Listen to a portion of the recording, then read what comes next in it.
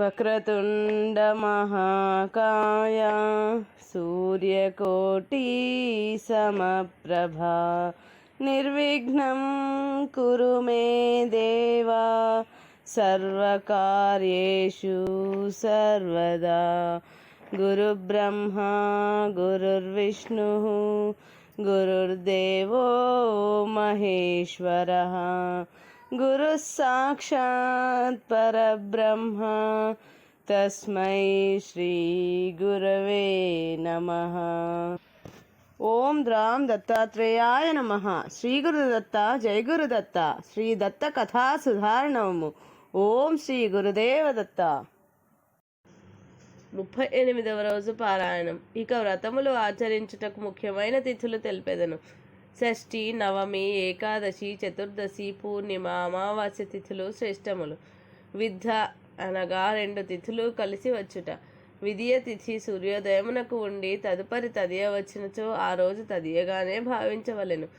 దశమి రోజున వచ్చి ఏకాదశి తిథి యందు ఉపవాసము పనికిరాదు.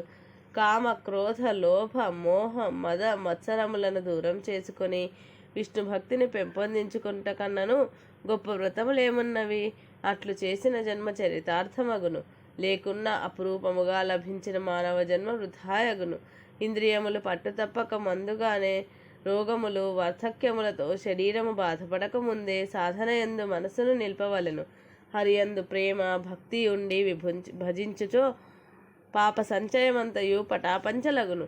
మృత్యువు నోట పడకుండా తప్పుకొనుటకు ఇది ఏకైక మార్గము. మానవ జన్మ ముగిసేలోపుగా అమృతత్వమును పొందుటకై సత్సంగమును చేయవలెను. ఇందులకై సద్గురువుల సాన్నిధ్యము ఎంతయో అవసరమై ఉన్నది. సజ్జన సాంగత్యముతో శాస్త్ర విధులు తెలియను. ఆ విధి విధానములను అనుసరించగా భక్తి బలపడును. భక్తి బలపడిన గాని జ్ఞానము మనసునందు ఉదయించదు. అట్లు జ్ఞానము అవగతమగుటకు కొంత సమయము పట్టినను ఈ జన్మయందు కలిగిన జ్ఞానం మరో జన్మయందు మరింత వికసించును, ప్రకాశించును. అట్టి జ్ఞాన ప్రకాశములో సర్వము తేట తెల్లముగాను బట్టబయలుగాను గోచరించును. సత్ అసత్ అనగా మంచి చెడు వైవిధ్యము కనిపించదు. ఆ స్థితిలో ఒకడు దుర్మార్గము తలపెట్టినా వాని యందు పరమాత్మయే దర్శనమివ్వగా ఆ సందర్భమునందు కూడా జ్ఞాని భయమును అసహ్యమును పొందక తన సహజ స్థితిలో ఉండును. ఆ సంఘటనకు గల కారణమును దర్శించును. కావున అతనికి కోపము కానీ ఆవేశము కానీ లేక ప్రేమదే ఆ దుష్టునిపై వర్షింపచేయును. ఆ ప్రేమాంబుధిలో తలమునకలై దుష్టునిలోని దౌష్ట్యము భస్మమైపోవును. ఇది ఏ సుజ్ఞాని యొక్క స్థితి. ఇది ఏ మానవుడు కష్టపడి సాధించవలసిన సంపద. ఇది ఏ మానవ జన్మ లక్ష్యము. అటువంటి స్థితికి చేరుకొని వరకు మాత్రము కర్మాచరణము శాస్త్ర విధులు తప్పవు. ముక్త స్థితిని పొందకుండా సత్కర్మాచరణమును వదిలివేసినచో రెంటికి చెడిన రేవడియగును. ఓ రాజా ధర్మకీర్తి, నీవడిగిన ప్రశ్నలన్నింటికీ నా సమాధానము చెప్పి తిని జాగ్రత్తగా అనుసరించుచు రాజ్యమేలుకొనుము అని దీవించి దత్తమునీంద్రుడు అంతర్ధానమయ్యెను. తండ్రి, నాకు ఉపదేశించిన సకల విషయములు నీకు వివరించితనని పలికెను. భద్రశీలుని తండ్రి గాలవముని పరిపూర్ణముగా సంతసించి, పుత్ర, నేను చేసిన పూజలు వ్రతములు తపస్సు ఉపాసనల ఫలితముగా నిన్ను పుత్రునిగా బడిసితిని. నా జన్మ తరించినది. చిన్నవాడివి, పొగడకూడదు, కావున ఆశీస్సులు ఇచ్చుచున్నాను అని పలికి కన్నుల ఆనంద భాష్పాలు స్రవించగా తన కుమారునిగా కౌగిలించుకొని పరవశించను అని నారదముని సనత్కుమారునకు వివరించగా అతడు పరవశంతో వినెను అని వేదధర్ముడు దీపకునికి తెలిపెను.